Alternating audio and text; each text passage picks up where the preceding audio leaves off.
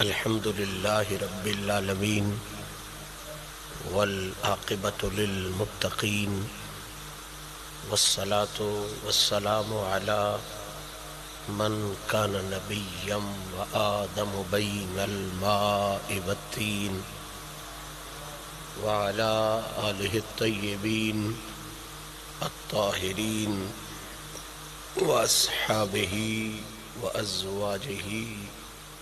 وأولیاء ملته أجمعين. أما بعد، قال الله تبارك وتعالى في الكلام المجيد والفرقان الحميد: فأعوذ بالله من الشيطان الرجيم، بسم الله الرحمن الرحيم. لقد جاءكم رسول من انفسکم. صدق اللہ العلی العظیم وصدق رسولہ النبی الکریم. ان اللہ وملائکتہ یصلون علی النبی یا ایہا الذین آمنوا صلوا علیہ وسلموا تسلیما.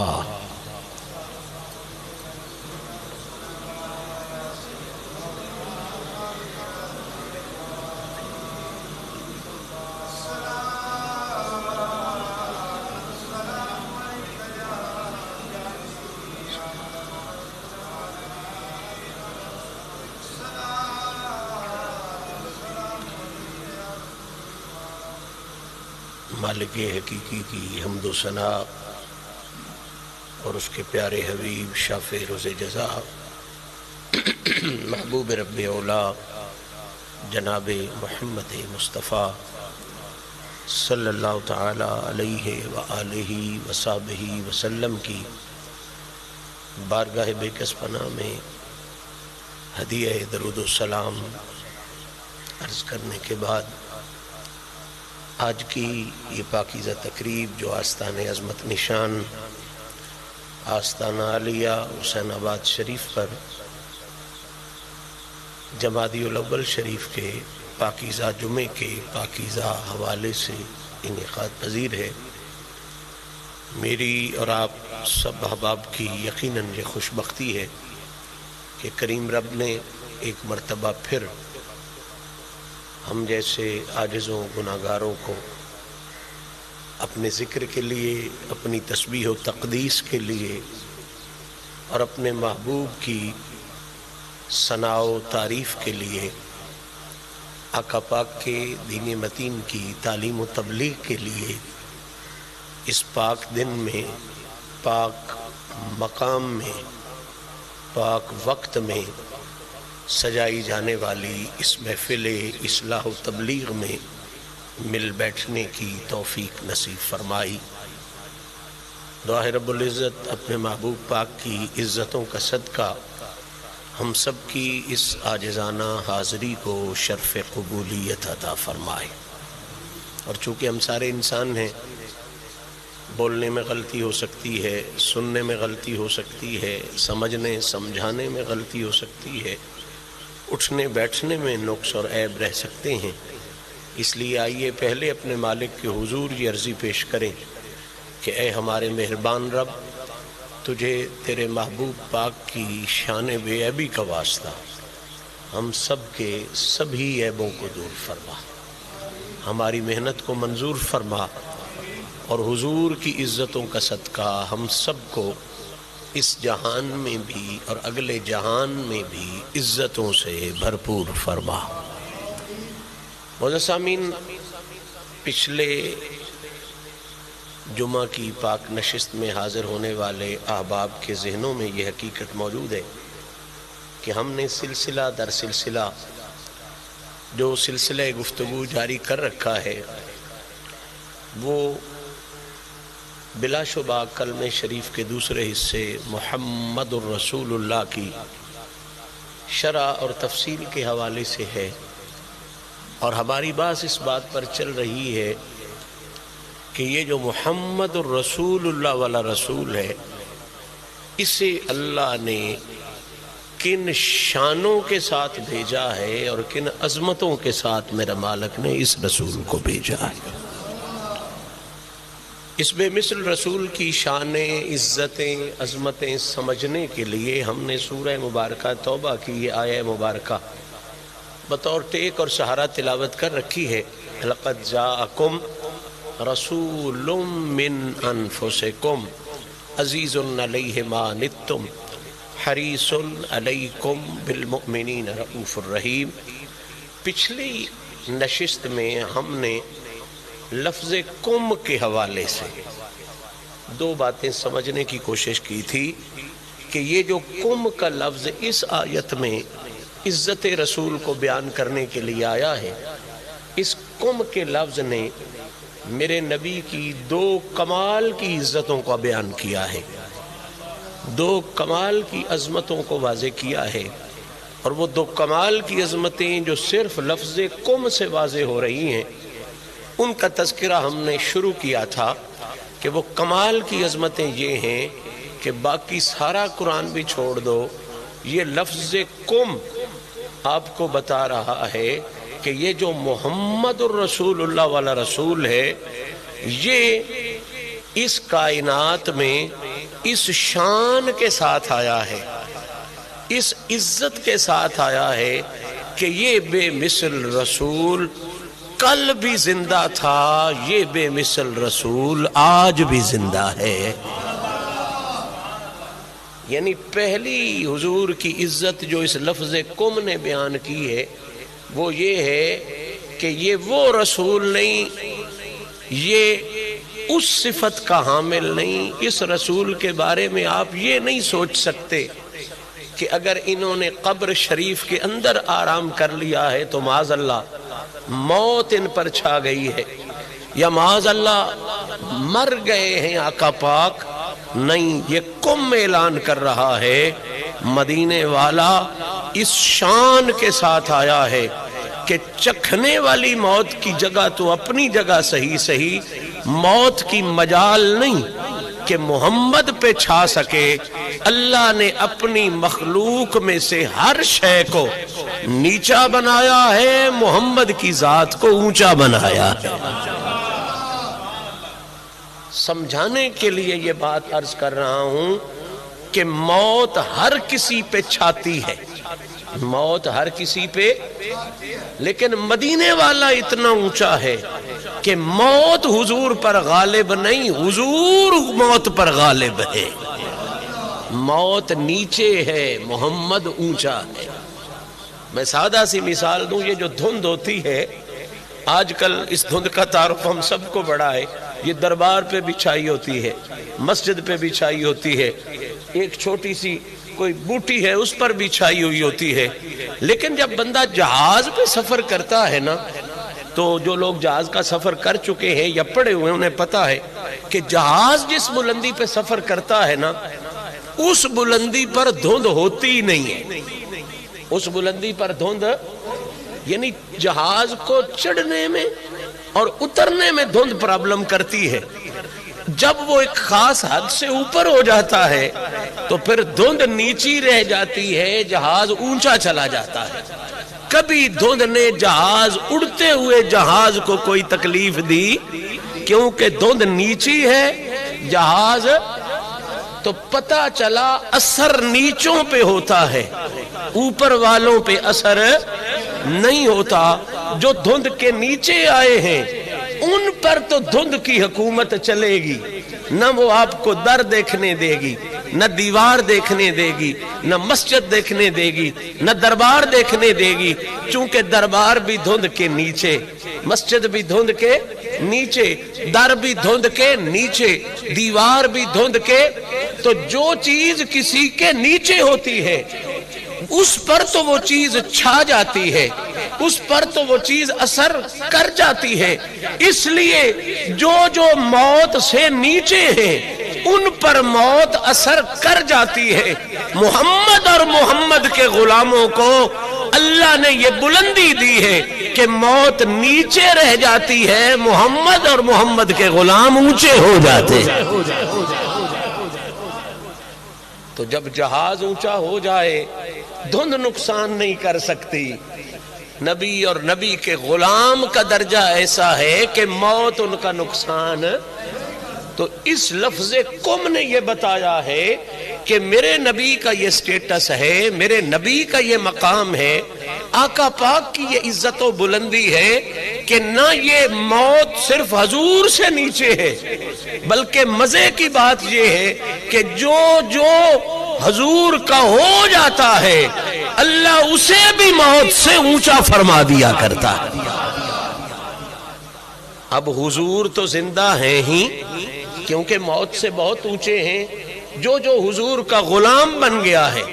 وہ غلام چاہے علی کی صورت میں بن جائے یا ولی کی صورت میں بن جائے، پھر موت بیچاری اس پر بھی اپنا اثر کر سکتی۔ آقا کریم کی حیات بے مثال کو لفظ کم نے واضح کر دیا کہ یہ وہ نبی ہے جسے اللہ نے عزتوں عظمتوں کا یہ تاج بھی عطا کر رکھا ہے کہ موت نیچی رکھی ہے، محمد کی ذات کو اونچا رکھا ہے۔ تو کم کا پہلا لنگر حضور کی عزت کے حوالے سے جو ہم نے پچھلی نشست میں شروع کرنے کا شرف حاصل کیا تھا وہ ہے نبی پاک کی زندگی، آقا پاک کی زندگی۔ ایک تو وہ زندگی ہے نا جو حضور نے قبر میں جانے سے پہلے گزاری، 63 سالہ زندگی۔ کم صرف اس زندگی کی بات نہیں کر رہا، کم کہتا ہے جب تک نبی مٹی سے اوپر تھے، حضور نے قبر کی چادر نہیں اوڑی تھی، حضور تب بھی زندہ تھے، اور جب قبر کی چادر اوڑ لی ہے مدینہ والا اب بھی زندہ ہے۔ تو پہلی خیرات حضور کی عزت کی جو اس لفظ کم سے ہمیں نصیب ہوئی ہے وہ ہے حضور کی بے مثل زندگی، حیات النبی، آقا پاک کی بے مثل زندگی، کہ جس زندگی کو یہ اعزاز حاصل ہے کہ جب تک یہ کائنات زندہ ہے تب تک محمد عربی کی ذات زندہ ہے۔ جب تک یہ کائنات زندہ ہے تب تک مدینے والے کی ذات زندہ ہے۔ اور دوسرا آقا کی عزت کا پہلو جو اسی قوم میں ہم نے پچھلی دفعہ اشارہ کیا تھا وہ پہلو یہ ہے کہ حضور صرف زندہ ہی نہیں بلکہ کمال زندگی کا یہ ہے کہ حضور اپنی بے مثل زندگی کے ساتھ ہر مومن کے، چاہے وہ عرشوں پہ بیٹھا ہے یا فرشوں پہ بیٹھا ہے، وہ عرب میں بیٹھا ہے یا عجم میں بیٹھا ہے، حضور اپنی بے مثل زندگی کے ساتھ صرف قبر انور میں ہی زندہ نہیں بلکہ اپنی بے مثل زندگی کے ساتھ مومن جہاں کہیں بھی بیٹھا ہے حضور اس کے قریب بھی ہے، اس کی باتوں کو سن بھی رہے ہیں، اللہ کی عطا سے اس کی مشکلوں کو حل بھی فرما رہے ہیں۔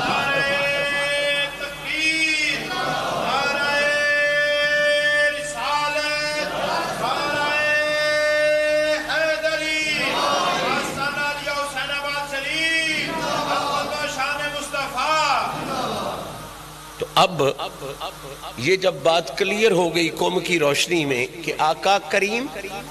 زندہ بھی ہیں اور ہر مومن کے قریب بھی ہیں، سونا نبی زندہ بھی ہے تے ہر مومن دے نیڑے بھی ہے، ہر مومن دے ہر مومن کے قریب بھی ہے۔ آج سے میں جس بات کو آپ کی سماعتوں کی نظر کر رہا ہوں وہ یہی بات ہے کہ حضور پاک کا زندہ ہونا اور ہر مومن کے قریب ہونا، حضور پاک کا زندہ ہونا اور ہر مومن کے قریب ہونا، اسے اللہ کے قرآن نے کیسے بیان فرمایا ہے اور خود مدینے والے آقا کی مقدس زبان نے کیسے بیان فرمایا۔ بلا شبہ یہ عقیدہ تو ہم اہل سنت و جماعت کا ہی ہے۔ کئی بد نصیب تو ایسے ہیں جو حضور کو زندہ نہیں مانتے، اور کچھ ان سے کم لیکن بد نصیب وہ بھی ہیں جو کہتے زندہ تو ہیں لیکن بس قبر میں ہی زندہ ہیں، ہمارے قریب کوئی نہیں. اس لیے وہ کہتے ہیں کہ الصلاۃ والسلام علیک یا رسول اللہ یہاں نہ پڑھو، مدینے چلے جاؤ تو پڑھ لو. یہ بڑے گروہ موجود ہیں مسلمان اپنے آپ کو کہلاتے ہیں. کچھ وہ ہیں جو کہتے ہیں یہاں تو یا رسول اللہ نہ پڑھو، لیکن اگر روضہ شریف پہ حاضری ہو جائے تو چونکہ حضور وہاں زندہ ہے اس لیے وہاں بے شک پڑھ لو الصلاۃ والسلام علیک یا رسول اللہ. اور کچھ کا کھاتا بالکل ہی گول ہو گیا، وہ کہتے ہیں نہ یہاں پڑھو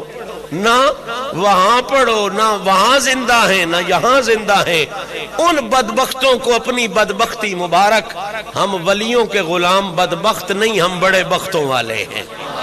ہم بڑے نصیبوں والے ہیں، ہم بڑے بھاگوں والے ہیں. ہمیں یہ اعزاز حاصل ہے. ہم دونوں نظریات کا رد کر کے کہتے ہیں بدھوؤ بے وقوف نہ بنو. جو یہ کہتے ہو یہاں نہیں ہے قریب بس وہاں زندہ ہیں، بدھو تم بھی ہو. اور جو کہتے ہو نہ یہاں ہیں نہ وہاں ہیں، تم تو سب سے بڑھ کر بدھو ہو. آؤ قرآن پڑھو، نبی پاک کا فرمان پڑھو، تمہیں پتا چلے مدینے والا زندہ بھی ہے اور ہر مومن کے قریب بھی ہے.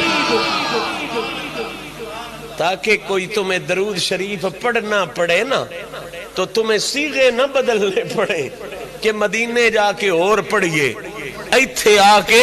اور پڑھیے. او سونا عقیدہ رکھ کہ تم مدینے جاویں تاوی اونجی نبی صد مار سکیں، تو گھر بیٹھا ہوئے تاوی اس سے یقین نہ محمد نو صد مار سکیں. یہ خوبصورت نظریہ اہل سنت کی پہچان ہے. اور یاد رکھیں یہ نظریہ پوری امت میں کسی اور جگہ پر موجود نہیں ہے، صرف ولیوں کے غلاموں کے پاس موجود ہے کہ حضور زندہ بھی ہیں اور حضور ہر مومن کے قریب بھی ہے. یہ نظریہ ہو تو پھر پہلا رزلٹ یہ نکلتا ہے کہ بندہ جامع مسجد مولا علی شیر خدا کرم اللہ وجہ الکریم درگاہ عالیہ حسین آباد شریف میں کھڑا ہو پھر بھی بڑے ادب سے پڑھ لیتا ہے الصلاۃ والسلام علیکا یا رسول اللہ. اور ان کا بخت جاگے کبھی مدینے والا اپنے در پہ بلا لے سبز گنبد کے سامنے کھڑا ہو کے پھر بھی اسی ذوق سے پڑھ لیتا ہے الصلاۃ والسلام علیکا یا رسول اللہ. کیونکہ ہمارا نظریہ یہ ہے جس طرح مدینے والا مدینے پہنچنے والوں کی سن رہا ہے اسی طرح مدینے والا یہاں پہ کھڑے ہو کے سلام پیش کرنے والوں کا سلام بھی سن رہا ہے. اب جب یہ بات واضح ہو گئی، یہ اعلان واضح ہو گیا، تو اب آئیں اس بات کو سمجھنے کے لیے، اس بات کو غیروں تک بھی مستحکم انداز میں پہنچانے کے. اسی تو منن والے لوگ ہاں، تہاڈی جانن تے بھی بہویں با میں آکھ چھڑیا، تساں شہراں جی آکھ چھڑیا تو ٹھیک ہے، لیکن ایسے لوگ بھی ہوتے ہیں جنہیں ان چیزوں کا پوری طرح ادراک نہیں ہوتا. اور پھر خاص طور پہ سوشل میڈیا کے ذریعے اس وقت بھی میری آواز پتہ نہیں دنیا کی کس کس کونے میں جا رہی ہے اور کس کس مقام پر بیٹھ کے لوگ امریکہ انگلینڈ میں بیٹھ کے یہ بات سن رہے ہیں. سارے مرید تو نہیں ہے نا، سارے میرے باپ دادا کو ماننے والے تو نہیں ہیں، سارے میرا احترام کرنے والے تو نہیں ہیں کہ شاہ اور آنکھ چھڑیا تے ٹھیک ہے. اصل ٹھیک بلا شبہ شاہ صاحب کی بات بھی مریدوں کے لیے ٹھیک ہوتی ہے اور ہونی چاہیے بھی، ماننی بھی چاہیے، لیکن اصل ٹھیک ہونے کی سند کسی بھی بات کو تب ملتی ہے جب اس بات پر اللہ کا قرآن بھی ثبوت دے رہا ہو، محمد عربی کا فرمان بھی ثبوت دے رہا ہو. تو آئیں آج سے اس بات پر کہ حضور زندہ بھی ہیں اور حضور قریب بھی ہیں، زندہ بھی ہیں اور حضور قریب بھی ہیں. آج سے اس بات پر آئیں مل کے اللہ کا قرآن بھی پڑھتے ہیں اور مدینے والے کی پاکیزہ زبان بھی پڑھتے ہیں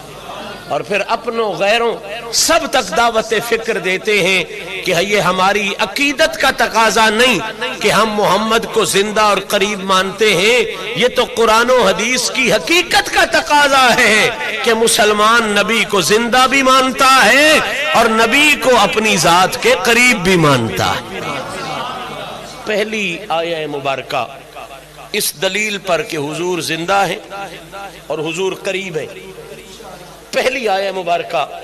میں آپ کی سماعتوں کی نظر کرتا ہوں۔ یہ الفاظ 3-4 جگہ پر آئے ہیں، لیکن میں ایک آیہ مبارکہ سورہ مبارکہ فتح 26واں پارہ، کون سا پارہ؟ 26واں پارہ، اس کی ایک حصہ بلکہ تلاوت کرتا ہوں، اور جو لفظ ضروری ہے اس موضوع کے لیے میں ان لفظوں پر آپ کو روکوں گا۔ اللہ کریم فرما رہا ہے اِنَّا ارسلناک شاہدم ومبشرم ونذیرا۔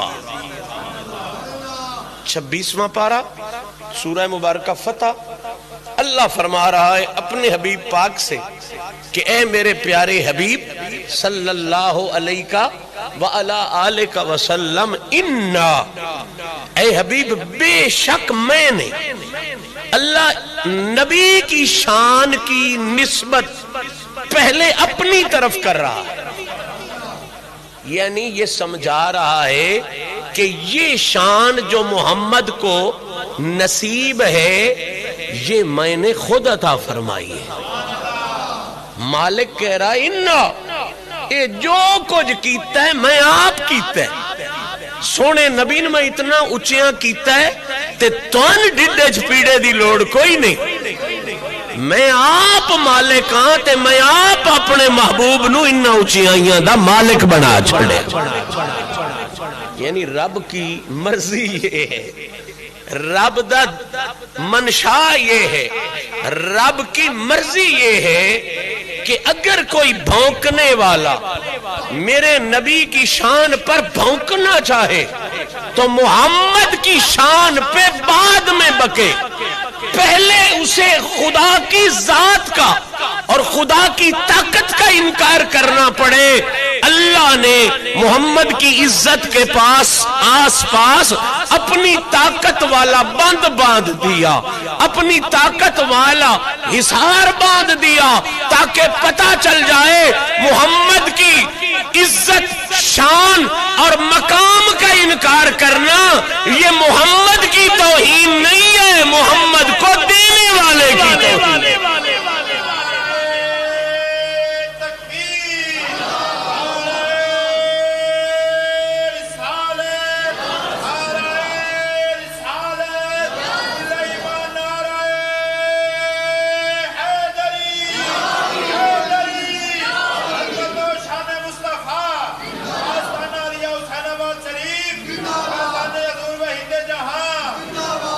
اللہ کہتا ہے اپنے حبیب کو جو میں نے اتنا اونچا کیا ہے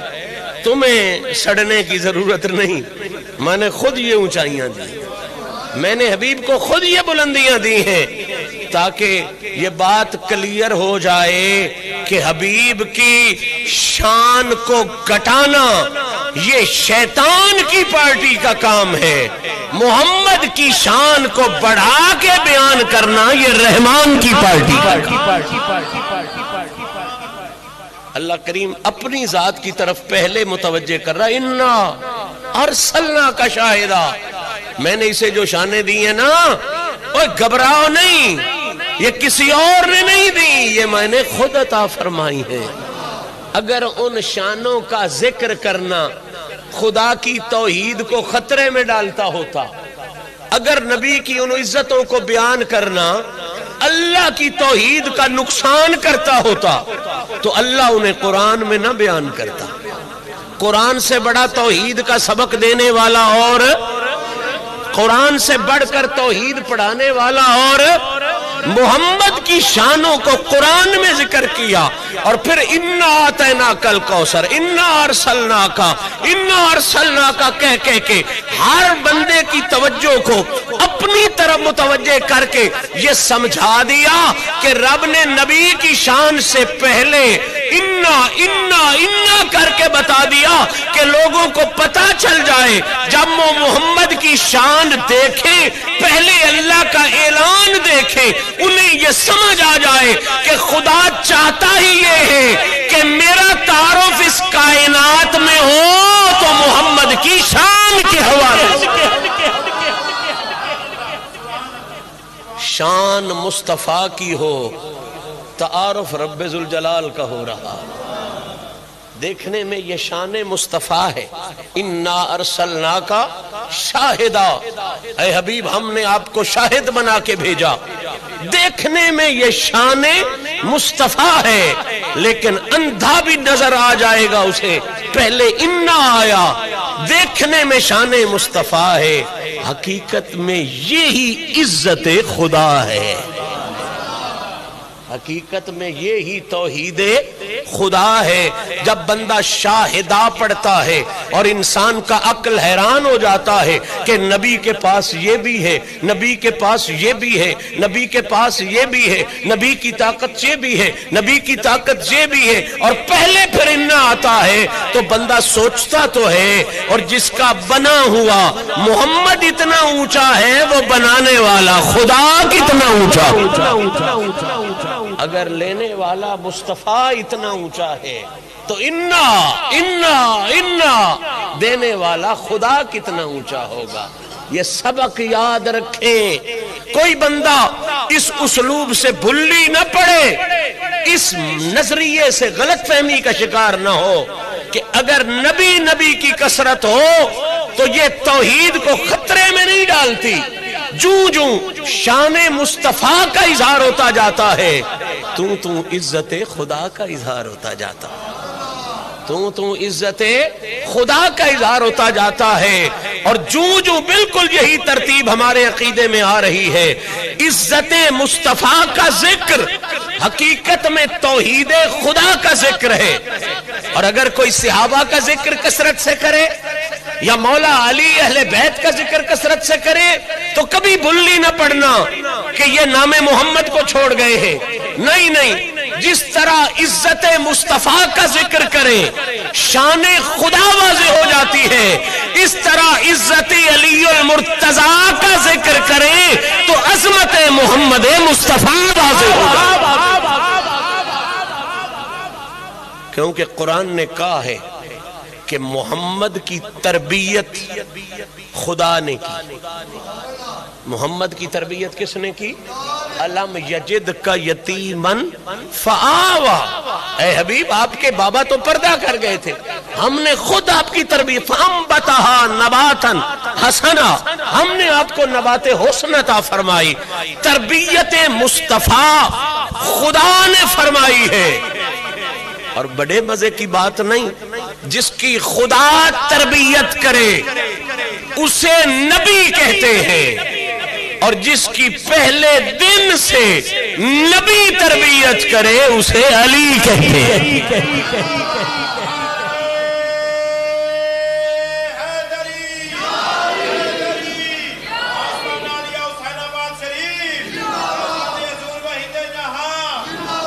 جسے حضور کی تربیت کا ایک لمحہ بھی نصیب ہو جائے، میں عقیدے کا بیان کر رہا ہوں، ذرا دھیان سے سمجھیں، جسے حضور کی تربیت کا ایک لمحہ بھی نصیب ہو جائے اور وہ پھر اس تربیت کے فیض پر قائم رہے، اللہ نہ کرے کبھی مرتد ہو جائے، اللہ نہ کرے کبھی مرتد ہو جائے، اس تربیت کے فیض پر، ایک لمحے کی تربیت کے فیض پر اگر وہ قائم رہے تو شریعت کی زبان میں اسے صحابی کہتے ہیں۔ شریعت کی زبان میں اسے کیا کہتے ہیں؟ ایک لمحہ کو قیمت کو وقت ہے یار، ایک لمحہ اگر ایسی خوشبختی کا نصیب ہو جائے کہ اسے تربیت مصطفیٰ نصیب ہو جائے، حضور کی تربیت نصیب ہو جائے، تو اسے شریعت کی زبان میں کیا کہتے ہیں؟ توڑا سارے دا دھیان بابے حل ہو گیا، میری گلے حل کوئی نہیں رہا، یہی تے توڑا کمال ہے، اللہ تو زندگی دے وے۔ اے بابا تو کدی جھٹ باہر بہ جاویں آ گل نہ ضائع ہوندی تاں وی بڑی گل ہے، تے تین کو باہر بہانے والا باہر بہا لیندا تے انہاں بھی داد دینی آئی۔ بہرحال بات آپ نے ضائع کر دی۔ ایک لمحے کی تربیت حضور کی اگر کسی کو نصیب ہو جائے تو اسے شریعت کی زبان میں کیا کہتے ہیں؟ کیا کہتے ہیں؟ اور یاد رکھو، کائنات کا کوئی ولی، کوئی غوث، کوئی کتب، کوئی ابدال اس ایک لمحے کی تربیت والے کا مقابلہ نہیں کر سکتا، جسے تربیت مصطفیٰ، جسے کیا ملے؟ تربیت جنہوں ایک جھٹ رسول دی تربیت لبے، کائنات دا کوئی غوث، کوئی کتب، کوئی ابدال اس کا مقابلہ نہیں کر سکتا۔ تو اب مجھے حیرانگی تو ہوتی ہے لوگوں کی سوچوں پر، جو ایک لمحہ تربیت رسول پالے اور اس تربیت پر قائم رہے، وہ صحابی رسول ہیں۔ کوئی ولی، کوئی غوث، کوئی کتب، کوئی ابدال اس کا مقابلہ نہیں کر سکتا۔ جب سارا جہان ایک لمحے والے کی تربیت والے کا مقابلہ نہیں کر سکتا، پھر اس علی کا جوڑ کہاں سے لائے گا جس نے آنکھ ہی تب کھولی ہے جب محمد کی تربیت شروع ہوئی۔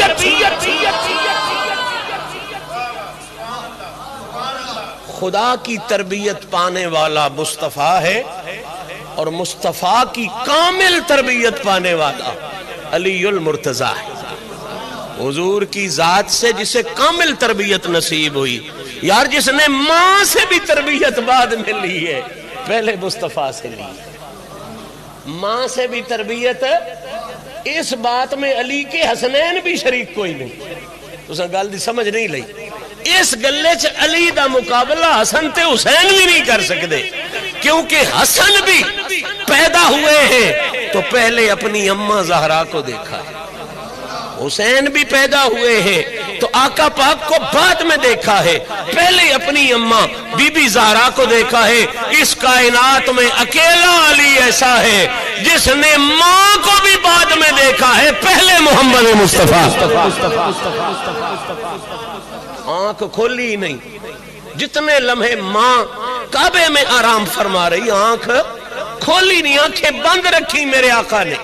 میرے مولا علی نے آنکھیں بند رکھی۔ شاید اسی وجہ سے میرے نبی نے حسنین کی عزت بیان کرتے ہوئے فرمایا تھا، لوگوں یہ 6 سال کے تھے، 5 اور 8 سال کی روایت بھی ملتی ہیں، 5 اور 6 سال کی بھی روایت، بہرحال بچے تھے، ظاہری طور پر عمر مبارکہ چھوٹی تھی، یہ چھوٹے ہوتے ہوئے اتنے بڑے تھے۔ ہائے ہائے، یہ چھوٹے ہوتے ہوئے اتنے بڑے تھے کہ رسول نے فرمایا الحسن والحسین سیدہ شباب اہل الجنہ۔ یہ 4 سال کا، یہ 6 سال کا، دیکھنے میں اتنا چھوٹا ہو کے اتنا بڑا ہے کہ جس جنت میں سارے بڑے ہوں گے۔ کیا نبی جنت میں نہیں جائیں گے؟ کیا رسول ماشاء اللہ جنت میں نہیں جائیں گے؟ کیا صحابہ جنت میں نہیں جائیں گے؟ کیا باقی اہل بیت جنت میں نہیں جائیں گے؟ یقیناً جائیں گے، سارے جنتی ہیں حضور کی نسبت والے اور انبیاء کی نسبت والے، لیکن حضور فرما رہے ہیں یہ 4 سال کا، یہ 6 سال کا، دیکھنے میں اتنے چھوٹے ہو کے یہ اتنے بڑے ہیں کہ جنت جس میں سارے بڑے ہوں گے، یہ 4 اور 6 سال والے چھوٹے ہی اللہ نے اس جنت کے سردار بنا دیا۔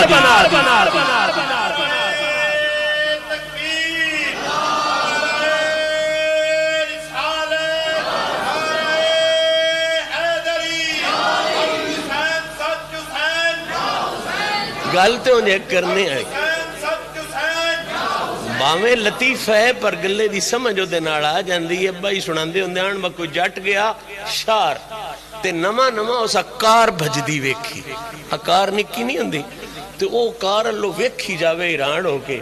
کسی نے پوچھا با وہ تے لگ گئی ہے تو کیوں حیران ہویا کھڑا ہے؟ وہ سا کیا با ترکھیاں تے لاریاں بھی بڑیاں آن جنہ تے چڑھ کے لاہور تے شرگودے ویندے آسے، پر میں ایک شے بھجدی ویندی ویکھی ہے اجے نکیرڑی ہے، اجے بس نالو جے ڈھیر نکیرڑی ہے، جس ویلے اے مراتبے چڑی با کر کے ہی کٹوک چھڑے، میں یہ نکی ہو کے جے ایڈی ترکھی ہے جس وے پورے ٹلے چ گئی،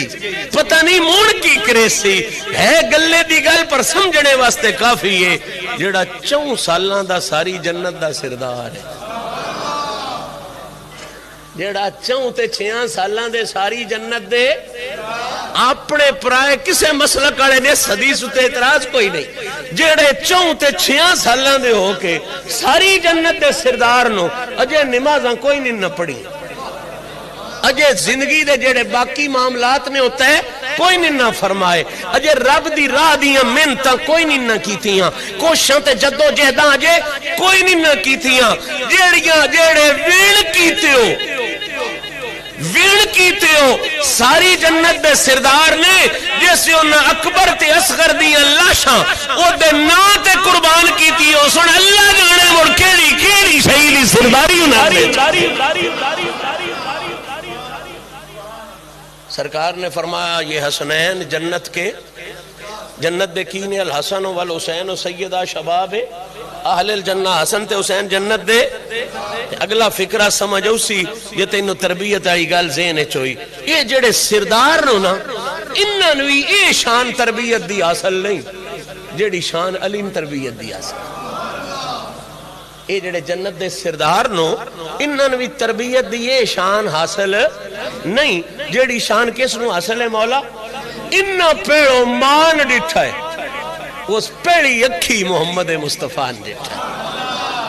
انہاں پیڑو کس نو ڈٹھا ہے اگرچہ ماں بھی بڑی شان ہے بی بی زہرا پاک کائنات دی ہر عزت موک جاندی ہے بی دی شان ہو دے تو اچھی ہے لیکن بہرحال مصطفیٰ تے مصطفیٰ ہے نبی تے نبی ہے نا حضور تے حضور نے حسنین نے پہلے ماں کو دیکھا پھر محمد مصطفیٰ کو دیکھا علی وہ ہے جس نے پہلے مصطفیٰ کو دیکھا بعد میں اپنی ماں کو دیکھا اور ادھا ڈیرہ پھر رسول بن گیا فرمایا جنہ زہران پیڑو تکیا ہے وہ جنت دے سردار جنہ زہران پیڑو تکیا ہو کدے سردار نو جنت دے سردار تے فرمایا وَأَبُوهُمَا خَيْرٌ مِّنْهُمَا حسن تے حسین جنت دے سردار نو تے انہاں دا پیو انہاں دوہاں دا سردار وَأَبُوهُمَا خَيْرٌ مِّنْهُمَا اور ان کا باپ ان سے بھی بڑھ کر ہے ان سے بھی بہتر ہے کیوں انہوں نے زہرا سے تربیت کا آغاز کیا ہے اس نے محمد مصطفیٰ سے تربیت کا آغاز اِنَّا أَرْسَلْنَاكَ شَاہِدًا اللہ نبی پاک کی زندگی اور نبی پاک کا بے مثل ہر مومن کے قریب ہونا بیان کرتے ہوئے رب کہہ رہا ہے یہ خود نہیں بن گیا اسے میں نے ایسا بنایا ہے اسے یہ شانیں میں نے دی ہیں انشاءاللہ اگلی نشست میں ہم شاہدہ کے معنی پر غور کریں گے اور یہ بات کھل کے سامنے آ جائے گی کہ مدینے والا بے مثل زندہ بھی ہے اور بے مثل انداز میں ہر مومن کے قریب بھی ہے اللہ کریم میری اور آپ کی حاضری کو شرف قبولیت عطا فرمائے اب 3 منٹ دیے جاتے ہیں